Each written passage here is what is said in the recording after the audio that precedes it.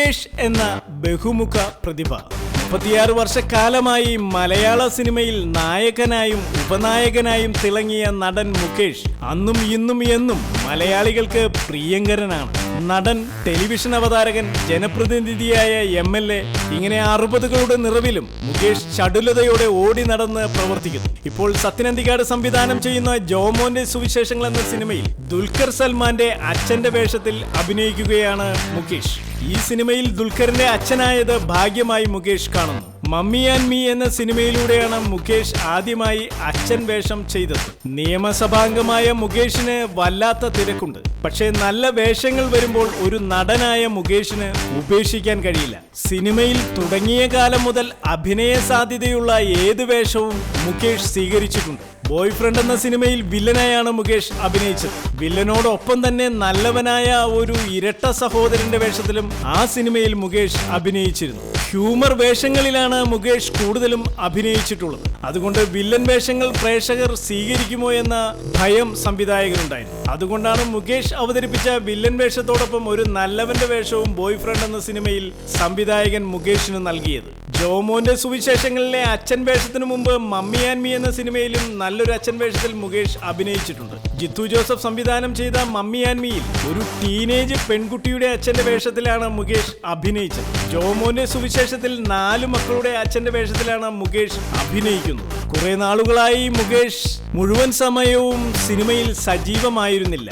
TV ഷോകൾ ചെയ്യുന്നുണ്ടായിരുന്നു, ഒപ്പം നാടകവും ചെയ്യുന്നുണ്ടായിരുന്നു. നിലവിലെ സാഹചര്യത്തിൽ ഒരു ജനപ്രതിനിധിയായ മുകേഷ് കൂടുതൽ സമയം സ്വന്തം മണ്ഡലത്തിലെ ഉത്തരവാദിത്തങ്ങൾക്കാണ് പ്രാധാന്യം നൽകുന്നത്.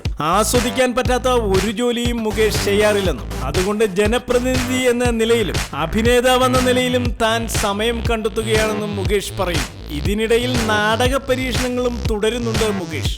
നാഗ എന്ന നാടകം 6-7 സ്ഥലങ്ങളിൽ അവതരിപ്പിച്ചുകൊണ്ടിരിക്കുന്നു. മുകേഷിന്റെ പുതിയ നാടകമാണ് നാഗ. ഇനിയും നാഗ നിരവധി സ്റ്റേജുകളിൽ അവതരിപ്പിക്കാനുണ്ട്. ഇതിനിടയിൽ തിരഞ്ഞെടുപ്പും പ്രചരണവുമെല്ലാം വന്നതിനാൽ ചെറിയൊരു ഇടവേള വന്നു. പരീക്ഷണ നാടകങ്ങളുടെ റിസർച്ചും ചിന്തയും തുടരുമെന്ന് മുകേഷ് അറിയിച്ചു. ചെറിയ നാടകങ്ങളുടെ കാലം കഴിഞ്ഞുവെന്നും സിനിമയെയും സീരിയലിനെയും സ്റ്റേജ് ഷോയെയും ഒക്കെ വിട്ട് നാടകം കാണാൻ ആളുകൾ കൂടണമെന്നുണ്ടെങ്കിൽ ഇതിനെല്ലാം മേലെ കലാമൂല്യമുള്ള നാടകങ്ങൾ വരണം. എല്ലാത്തിനും മുകളിൽ പ്രേക്ഷകരെ ആസ്വദിപ്പിക്കാൻ നാടകത്തിന് കഴിയണം. അതുകൊണ്ട് നാഗ എന്ന നാടകം വലിയ രീതിയിൽ ചെയ്തെന്ന് മുകേഷ് പറയുന്നു. നാഗ കണ്ടവർക്കെല്ലാം ഇഷ്ടപ്പെട്ടു. ജ്ഞാനപീഠം അവാർഡ് നേടിയ ONV കുറുപ്പും നാടകാചാര്യൻ കാവാലം നാരായണ പണിക്കരുമെല്ലാം മനസ്സു തുറന്ന് നാഗ എന്ന നാടകത്തെ അഭിനന്ദിച്ചു. ജനം കാണേണ്ട നാടകമാണ് നാഗയെന്നും ജനത്തിനെ കാണിക്കണമെന്നും ഇവർ അഭിപ്രായം പറയുകയുണ്ടായി. 40 ദിവസത്തെ കഠിനാധ്വാനവും ചിട്ടയായ പരിശീലനവും കൊണ്ട് മുഴുവൻ ഡയലോഗും കാണാതെ പഠിച്ച് അവതരിപ്പിക്കുകയായിരുന്നു നാഗയിൽ. മലയാളികൾ കണ്ടു ശീലിച്ച നാടക സങ്കേതങ്ങളിൽ നിന്നും തീർത്തും വിഭിന്നമായ സങ്കേതങ്ങൾ ആവിഷ്കരിക്കുന്നത് പുതുമയാണ്.